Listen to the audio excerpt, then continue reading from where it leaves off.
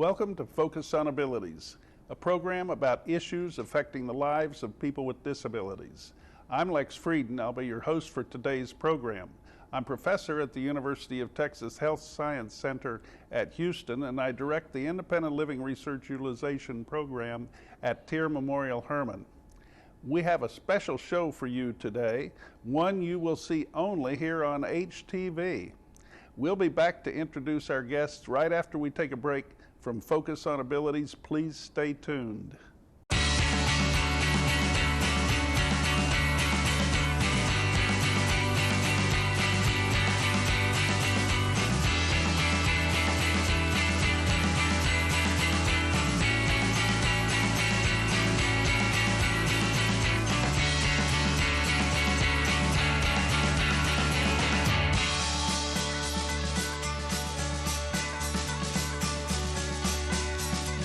Thank you for joining us today on Focus on Abilities. I'm Lex Frieden, and I'm here with two guests that we'll chat with today on the show. First, let me introduce Emily Wichman from Alabama, and Elizabeth Prewitt. Elizabeth's a Texan. So we're going to visit with these two young women today on the show. First of all, Emily, I mentioned you're from Alabama. You can't be a fan of the University of Alabama, can you? I guess I have to claim to one, either that or Auburn, but I'm not really a football fan in general, so. Now, you passed that so smoothly. The first time I met you, I think you told me, yeah, I'm a proud Alabama fan, and then after you've been here in Texas through the summer, you've kind of lightened up a little bit on that. maybe UT has converted me, I'm not sure. Well, I don't know about that, but we'll see how things turn out in the fall, okay? Okay. Emily, we're glad you're here. And Elizabeth, you're a graduate of Baylor, right? Yes, I am. Mean Green? Sikkim. Sorry, that was North Texas, right? I think so. Okay, Elizabeth, you graduated from Baylor, and now you're a student at TWU here in Houston. Yes, I am doing occupational therapy. I love Studying OT. Yes, I love it. Okay. Emily, the program you're in here, you want to describe the reason that you're here from your home in Alabama this summer? Sure. So I was applying to a variety of internships, trying to get some experience in public health, and the internship here at TIER Memorial Hermann really was something that helped me get involved in disability policy and just kind of see a different angle of public health that I haven't seen before. What actually sparked your curiosity when you heard about the program? So actually, I'd already had experience in public health policy before. And growing up, I had worked with people with disabilities, and so this was kind of the perfect mesh of the two. And I was just really excited to kind of combine both interests. Now, you had some experience before, you mentioned that. You also had an internship, 2 years ago at the CDC? Yes, I did. I worked on the 618 initiative, which is kind of looking at a variety of chronic illnesses and implementing initiatives so that rather than a management system for these diseases, we can go into preventative in healthcare. That's interesting. Yes, it was very interesting. Now, I was joking about the University of Alabama, but actually you are a student at the University of Alabama at Huntsville. What's your major there? I'm a biology major with a chemistry and sociology double minor. Now, the public health issue, how does that fit chemistry and biology? Is that just another interest you have? So I decided to major in biology and get the chemistry and sociology background because I feel like it's a good basis to have that basic health science before going into public health in general, because obviously that's a very key part of public health, is knowing the biology behind it. And then the sociology minor, I guess, is learning about these populations and kind of molding the biology and the sociology together. So thus hopefully helping me have a better understanding of public health later on. It sounds like you have a pretty good plan worked out. Do you feel like the experience this summer has contributed to your preparation? Oh, for sure. I've learned so much this summer about professional development, minority communities, health equity. It's been a very, very enlightening summer for me. We'll talk more about that in a minute. Now, Elizabeth, you at Baylor, when you were at Baylor, what was your major there? My major was psychology, and I minored in educational psychology. And then you decided, what made you switch more into direct patient care? My younger brother has autism, and so he had an OT for probably like almost 10 years, I think. Sorry, and just seeing the impact that she had on not just my brother, but our entire family made me realize that occupational therapy is such an interesting and rewarding profession.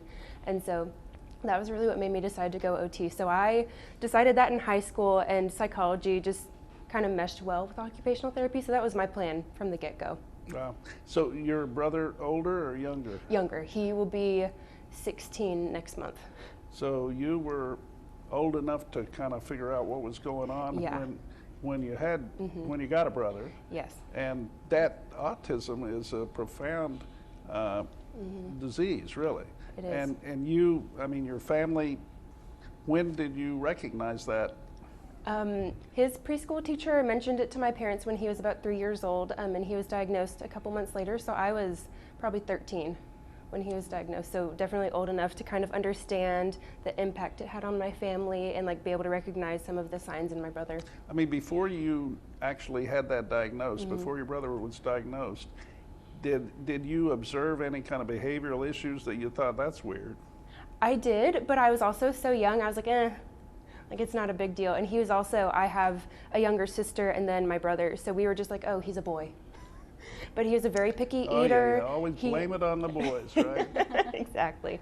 But he did very picky eater and still is to this day a little bit. And then just needed his schedule, like would get emotionally tired very quickly. So we did notice that. And then once we got that label, it was kind of like, oh, that kind of makes sense. So in some respects, your family was fortunate, he was fortunate He to be diagnosed as early Yes. as he was. Some kids don't Definitely. get diagnosed until they're into school far Yeah. enough that they have a reputation of causing behavioral problems Yeah. and they don't know how to deal with it. But in your case, you were able to get treatment, appropriate Oh, yeah. treatment early on. My parents, as soon as they found out, he was immediately put in physical therapy, occupational therapy, and speech therapy, which I think made all the difference. Was that provided by the school system or you had to do that privately? No, since he was in preschool, I guess he could have qualified for PPCD, but my parents chose private Okay. therapy. And then when he got into school, he's been in school for a while now. Yeah. How did he do, given that kind of background preparation? He is thriving. He is an all-A student. He's in the marching band. Like, he is doing so well, and I think that all of his therapists in that early intervention had a big part of that. He's doing really well. They put him in public school in, I think, first grade, and it was just an easy transition for him. Well, that's Like, we've been excellent. very fortunate. Okay. Well, I want to visit with both of you some more about what you've been doing this summer, and we'll do that, but I want to take a break first here. We'll take a break now. Please stay tuned. We'll be back more with Emily and Elizabeth on Focus on Abilities.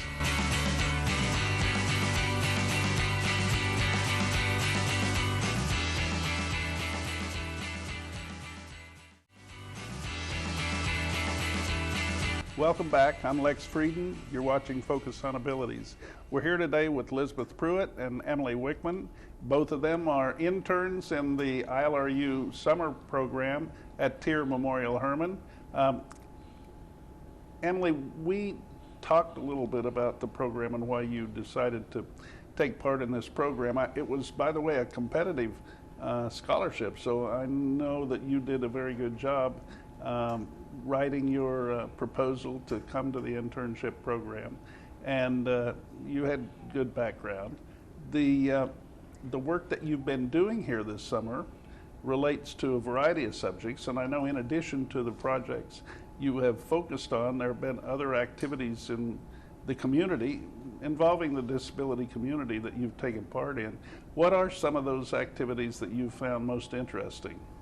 I would probably say the Houston Extreme Weather Expo was very, very interesting because they had organizations from all over Houston, and there were dozens of these organizations, and including ours and MOPD, the Mayor's Office of People with Disabilities, and so that was extremely interesting because we could disseminate the survey that we were working on, as well as kind of see what Houston has to offer as a community and what people with disabilities can do, and how to prepare for extreme weather such as Harvey that has devastated Houston a few years ago.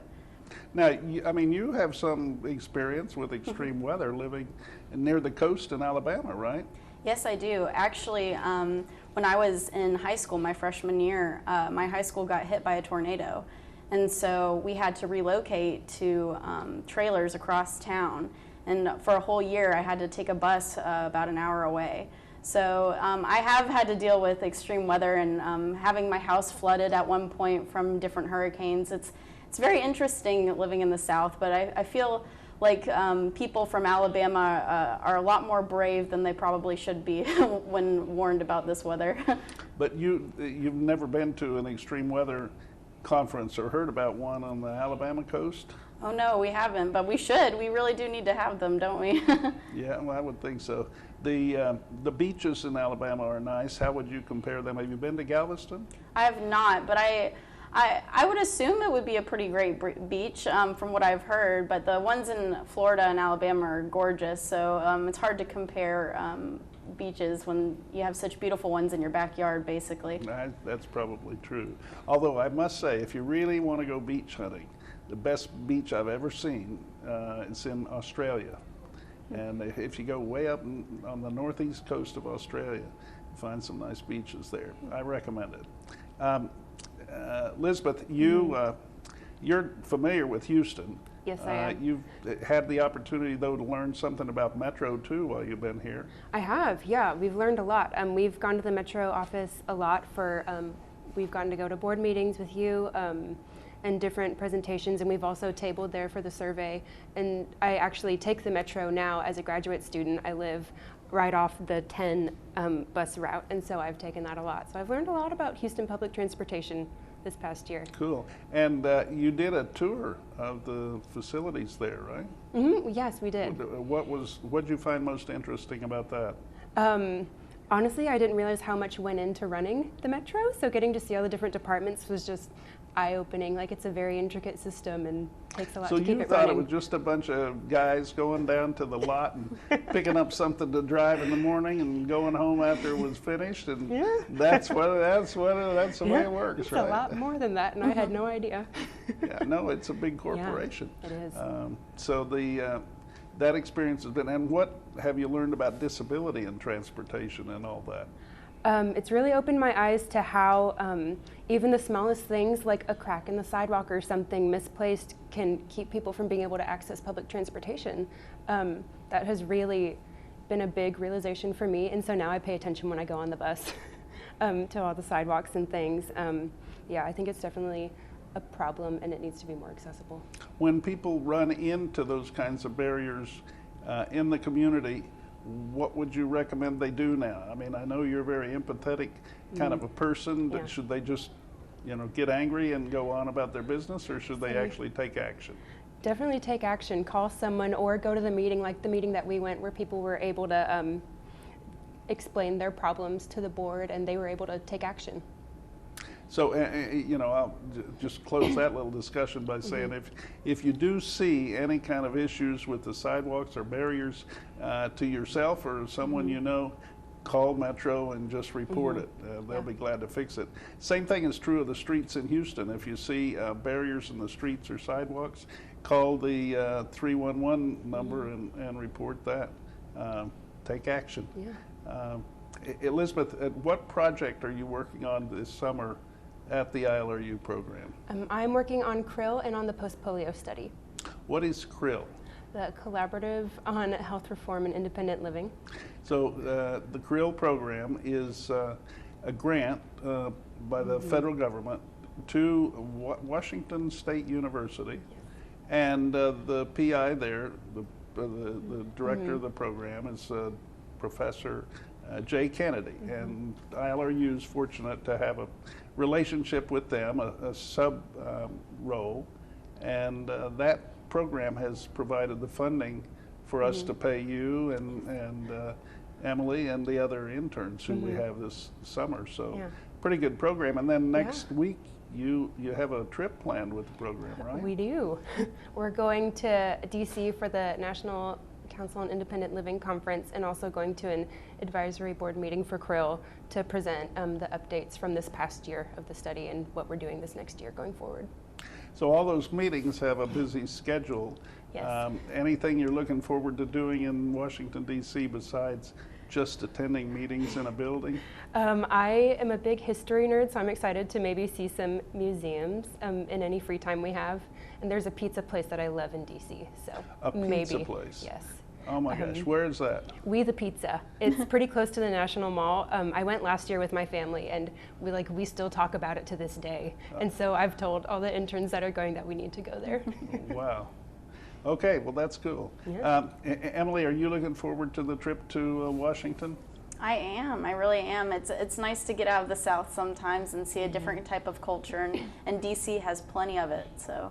And you're looking forward to the pizza, no doubt. Oh, of course. I mean, she's been raving about it. Been hyping it up. I can't get over that. Well, you're watching Focus on Abilities on HTV. We've got pizza advice for you if you're going to Washington, D.C.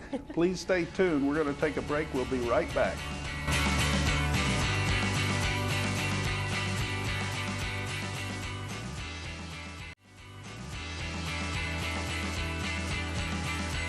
This is HTV in Houston, the #1 channel on your screen right now, and I'm Lex Frieden. This is Focus on Abilities. We're here today with Emily and Elizabeth. Elizabeth, now you from Houston, Yes. went to school at Baylor, and you're back in Houston at Texas Women's University. I am. How much time do you have left in the program at TWU? I've got about a year and a half left. I have 2 more semesters of school and then field work. Then I'm done. So you're finished with a master's in OT. Don't you have to do some kind of a practicum or a clinical internship or something? Yes, before I graduate, we have 2 3-month field works, which are essentially like our clinical rotations, where we get to work in different clinics in different settings. Is TIER an option for you to do It is a rotation in? an option that I would love. Yeah, so you'd We'll like see. that? I do. I actually shadowed at TIER Memorial Hermann for about 80 hours while applying to OT school, the one in the Woodlands actually, and I loved it. It was a really great experience. What did you find particularly appealing to you about it? The resources TIER has and just the variety of diagnoses I got to see. It was very diverse, and the therapist, every single therapist I worked with was so, like, I'm trying to think of the right word.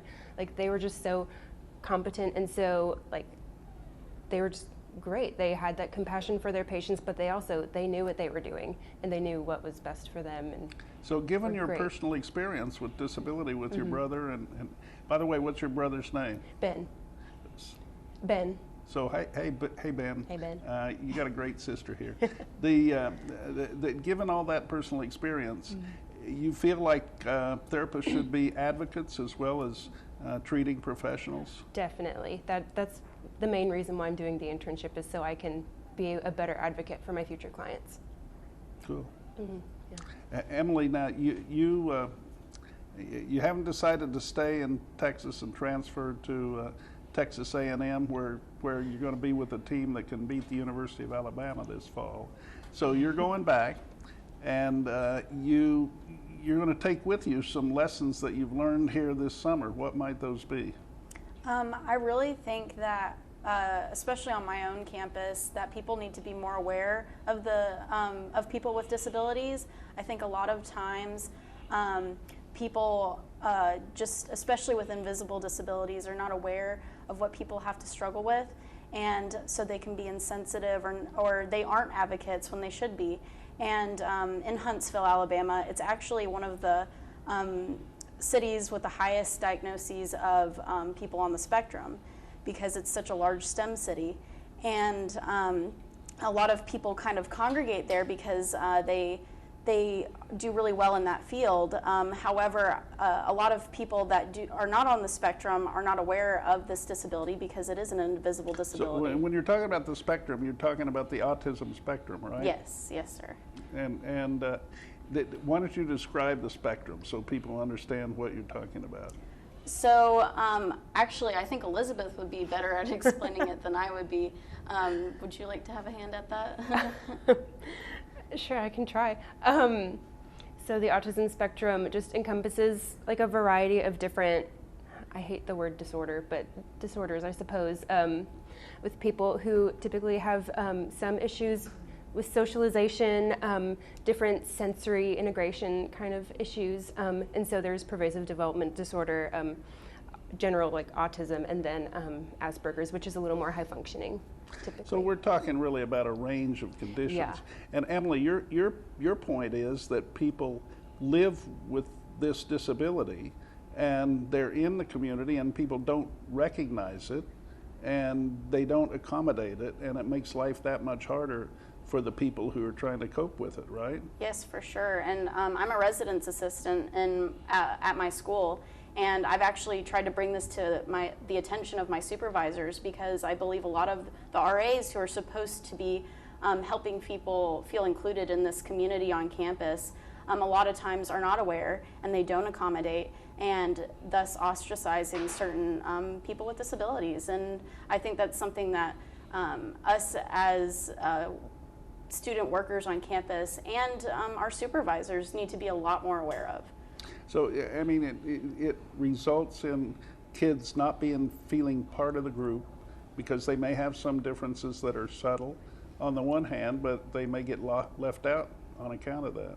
For sure. And what are you recommending be done about that? I mean, what can the student assistants do to better integrate those kids? I think reaching out and just really making sure they feel included, doing activities that are all-encompassing that anybody can participate in. And we do door knocking, so we'll go around through the residence hall and go to people's rooms and say, hey, come on, you want to join us? We want you to participate with us in this activity.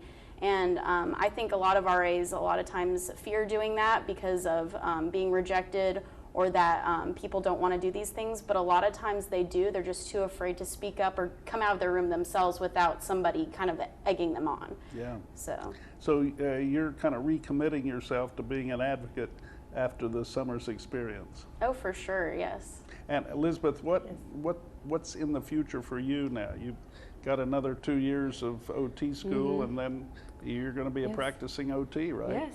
So the goal is to graduate, get my license, and then hopefully work. I would love to work in an inpatient rehab setting, like TIER or any other hospital in the med center would be great. So you were really on track to work in the disability field. How does the summer experience affect any change you might make in that track? I think it has opened my eyes a lot to things that still need to be worked on as far as accessibility goes, and then it's also, I've gotten to learn a lot about different policies regarding disability, and so what is available to that population and what I can help advocate for. I know one of the things that you all have learned relates to information that people with disabilities need and don't have. Many people with disabilities, and we've done surveys that indicate this, don't know anything about the health benefit system, and they don't understand how they can get insurance, and they don't understand if they have some kind of social insurance, SSI, how they can go back to work and still maintain their benefits and so on. Yeah. That's one of the big findings of the research you've done this summer, right? Yes, it is. So anything to be done about that, Elizabeth? There's a lot to be done about that. I don't even know where to start. Yeah, I think there definitely needs to be more resources at communities or centers for independent living, just as far as like disseminating that information and making it more available to the public so that they know what options they have. Okay, that's a good lesson, and I agree with you 100%. Emily, any closing comments? We're running to the end of our show today. Anything in particular you want people to remember, to know, to do? I think people just need to take it upon themselves to be more educated about different populations And you know, we're all living in this community together, and if we help each other, we're a better community as a whole. And so, you know, take the time to talk to somebody with a disability, you know, learn what they have to go through, and be an advocate for people like that that may not be able to do that for themselves. Okay, great. It was good to have you on the show today. Thank you for being here, Emily. Thank you for being with us this summer. Yes, thank you. Elizabeth, sure do appreciate your contributions here this summer. Good luck to you in your schooling going forward. Thank you. And thank you for being on the show today. Thanks for having me. Thank you all for watching Focus on Abilities today. We've been here with Emily and Elizabeth, both eager young students, women who are going to improve the lives for a lot of other people. And we've had a great time with them here this summer. We've had an opportunity today to share some of what they have learned with you, and we hope you have enjoyed watching Focus on Abilities. I'm Lex Frieden. We'll have more great programs for you here on HTV. I want to thank Tier Memorial Hermann for hosting us today, and thank this great crew from HTV for putting this program on the air, putting it together for you. And again, thank you for watching Focus on Abilities. I'm Lex Frieden. Have a great day.